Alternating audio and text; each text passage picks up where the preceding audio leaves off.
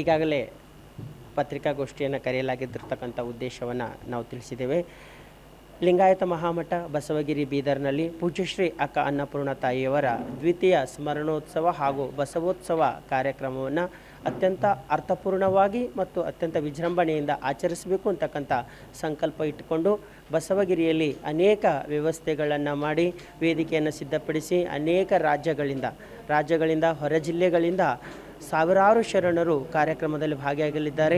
ವಚನ ಸಾಹಿತ್ಯದ ಭವ್ಯ ಮೆರವಣಿಗೆ ನಡೆಯಲಿದೆ. ತಲೆ ಮೇಲೆ ವಚನ ಸಾಹಿತ್ಯ ಗ್ರಂಥವನ್ನು ಹೊತ್ತು ವಚನಗಳು ಬಸವಗಿರಿಯವರಿಗೆ ತಲೆ ಮೇಲೆ ಗ್ರಂಥವನ್ನು ಹೊತ್ತು ಮೆರವಣಿಗೆ ಮಾಡಲಾಗ್ತಾ ಇದೆ.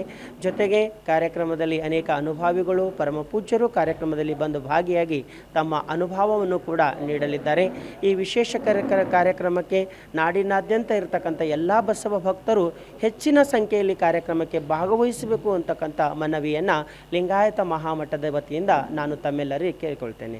ಶರಣಾರ್ಥಿ. ಉತ್ತರ ಕರ್ನಾಟಕ ನ್ಯೂಸ್, ಇದು ಕನ್ನಡದ ಉಸಿರು.